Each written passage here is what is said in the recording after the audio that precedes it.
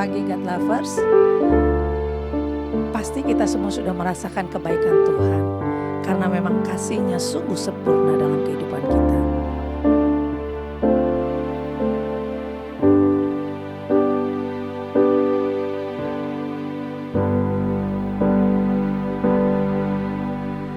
Kasih yang sempurna telah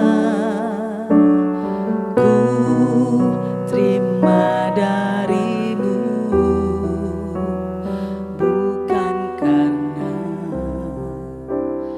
kebaikanku, hanya oleh kasih karunia-Mu Kau pulihkan aku, layakkanku untuk dapat memanggil-Mu Bapa. Kau beri yang ku pinta saat ku mencari, ku mendapatkan, ku ketuk pintu-Mu dan Kau bukakan, sebab Kau Bapa-Ku, Bapa yang kekal.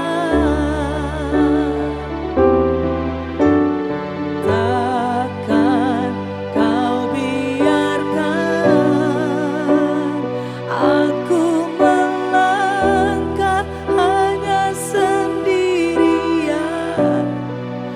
Kau selalu ada bagiku, sebab Kau Bapa-Ku, Bapa yang kekal. Oh Yesus, Kau Bapa-Ku,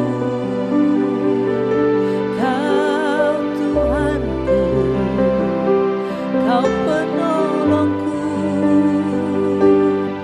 Kasih-Mu dahsyat Tuhan, kasih-Mu sungguh besar. Oh Yesus, terima kasih Tuhan. Haleluya, haleluya. Kami mau terus memuji-Mu, kami mau terus menyembah-Mu. Oh, Kau beri yang kami minta, kami mencari-Mu. Oh Tuhan, Kau beri yang ku pinta saat ku mencari, ku mendapatkan,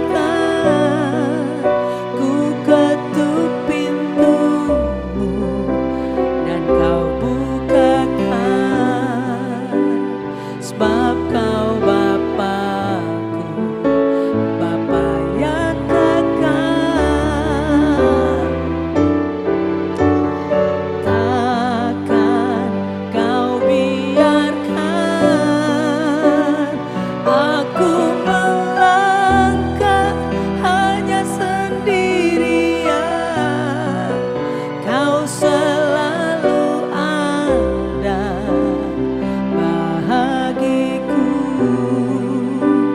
sebab Kau Bapa-Ku, Bapa yang kekal.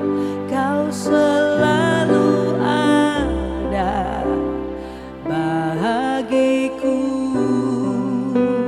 sebab Kau Bapa-Ku, Bapa yang kekal. Shalom semua Bapak Ibu semua dalam acara Words from Heaven. Senang sekali hari ini saya bisa berjumpa dengan Bapak Ibu lagi. Ada satu hal yang penting dalam perjalanan kehidupan kita adalah perspektif, cara kita meresponi dalam setiap kehidupan ini. Nah karena itu ya dalam kitab 2 Korintus pasal ke-5 ayat yang ke-7, salah satu ayat yang sangat terkenal, firman Tuhan berkata seperti ini. Sebab hidup kami adalah hidup karena percaya, bukan karena melihat. Saya ulang lagi, firman Tuhan berkata bahwa sebab waktu kami hidup tuh karena percaya, bukan karena kami melihat. Artinya adalah dengan kata yang lebih sederhana, Paulus mencoba memberitahukan bahwa cara kita meresponi hidup ini bukan dari apa yang kita lihat, tapi dari apa yang kita percaya. Kita bisa melihat banyak hal, tapi cara kita meresponi apa yang kita lihat itu sangat ditentukan dari apa yang kita percaya dalam hidup ini. Makanya bisa ada dua orang melihat hal yang sama atau ada dua orang yang mengalami hal yang sama tapi bisa punya respon yang berbeda meskipun mereka mengalami hal yang sama. Nah itulah yang terjadi dalam setiap perjalanan kita punya hidup. Kalau kita lihat skemanya sebenarnya seperti apa sih? Ini contoh yang simpel aja sebenarnya seperti ini ya. Kita ya menerima semua informasi dari luar, kita rekam dengan yang namanya panca indera ya. Dari apa yang kita lihat, itu gambar, kita dengar, itu suara, kita pegang, itu rasa. Nah waktu kita terima dunia eksternal kita terima di dalam. Nah waktu kita terima semua informasi itu, situasi kah, keadaan kah, perkataan orang kah, kita mengelola itu menjadi dunia internal kita.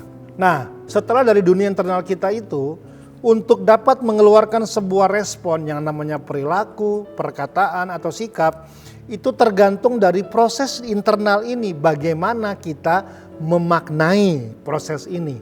Dan dari pemaknaan itulah yang melahirkan sebuah respon.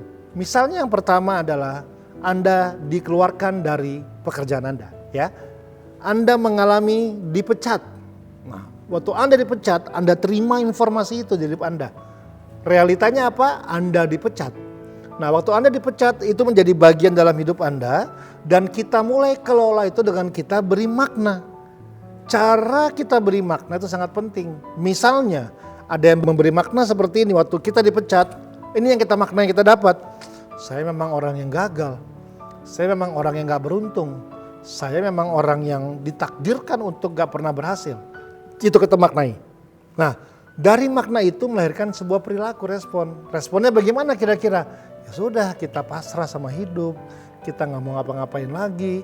Kita mau menyerah. Ya udahlah memang gak bisa lah semua. Seperti itu. Tapi ada orang yang kedua mengalami hal yang sama. Dia dipecat. Tapi ketika itu terjadi dan dia mulai memaknai yang dengan cara berbeda. Mungkin ini pemaknaannya dia. Oh saya dipecat artinya begini. Tuhan sebenarnya sedang melatih saya.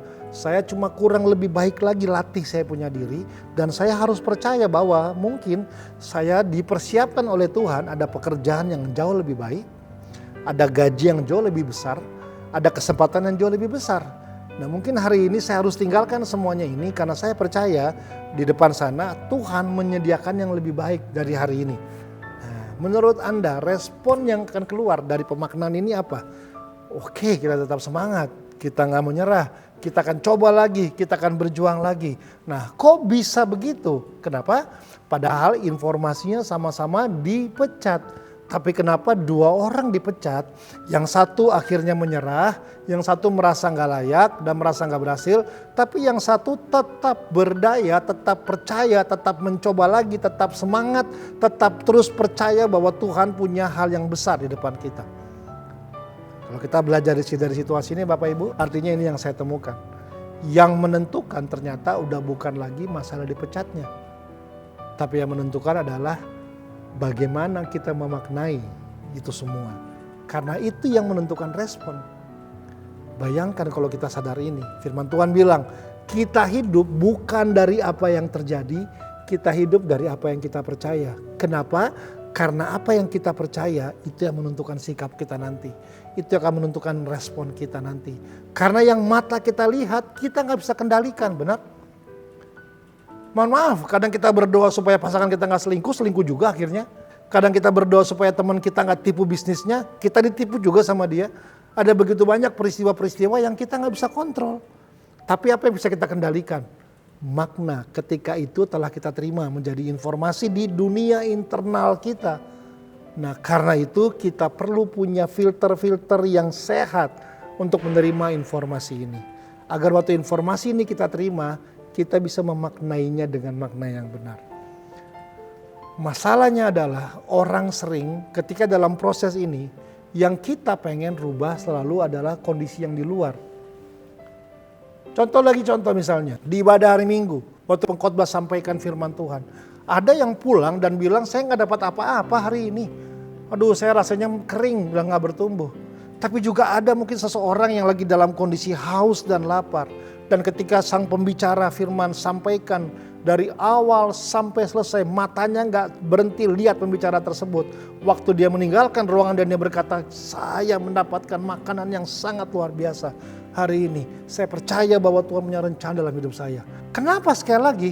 Kenapa bisa pulang ibadah, dua orang yang mendatangkan tempat yang sama, mendatangi ibadah yang sama, mendengar khotbah yang sama, tapi bisa punya respon yang berbeda? Karena isunya udah bukan lagi khotbah dan siapa yang membicarakan, tapi proses yang terjadi yang kita percaya itu. Nah, masalahnya kadang-kadang yang kita sering lakukan, kita mau rubah situasi yang di luar. Wah, berarti mungkin mesti panggil pembicara yang lebih hebat. Mesti panggil pendeta yang lebih terkenal. Saya mohon maaf Bapak Ibu, Anda boleh panggil pengajar lebih hebat. Anda boleh undang pembicara lebih hebat. Anda boleh dengar pengkhotbah dan pengajar yang lebih luar biasa lagi. Tapi selama kita nggak pernah bereskan semua dunia internal, filter-filter kita ini, saya cuma takutkan endingnya sikap kita nggak jauh kemana-mana. Nah, karena itu firman Tuhan berkata, sebab di dalam Kristus kita menjadi ciptaan yang baru. Dan dia Tuhan memakai kata metanoia, yang namanya adalah perubahan pola pikir. Disitulah pertobatan sejati manusia. Pertobatan sejati manusia bukan cuma dari dia tinggalkan dosa, bukan cuma dia tidak mengulangi kesalahan yang pernah buat, tapi pertobatan terbaik manusia dimulai dari ketika dia mulai merubah pola pikirnya dia.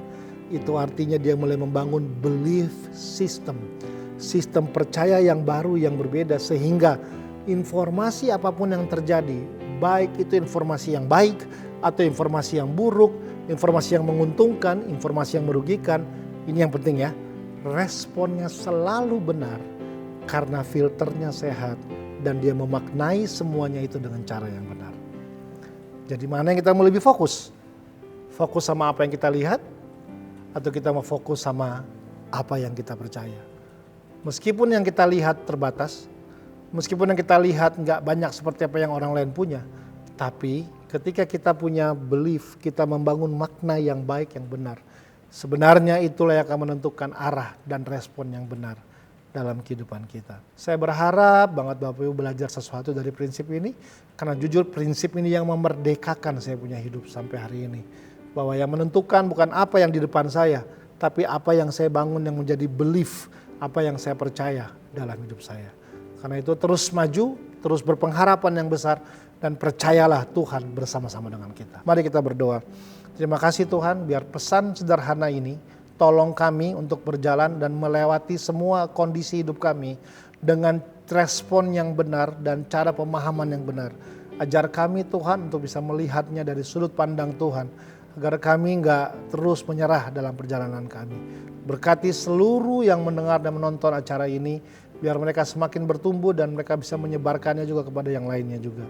Kami bersyukur Tuhan, buat hari ini kami serahkan semua dalam nama-Mu. Dalam nama Yesus kami berdoa, haleluya, amin. Tuhan Yesus memberkati Bapak Ibu.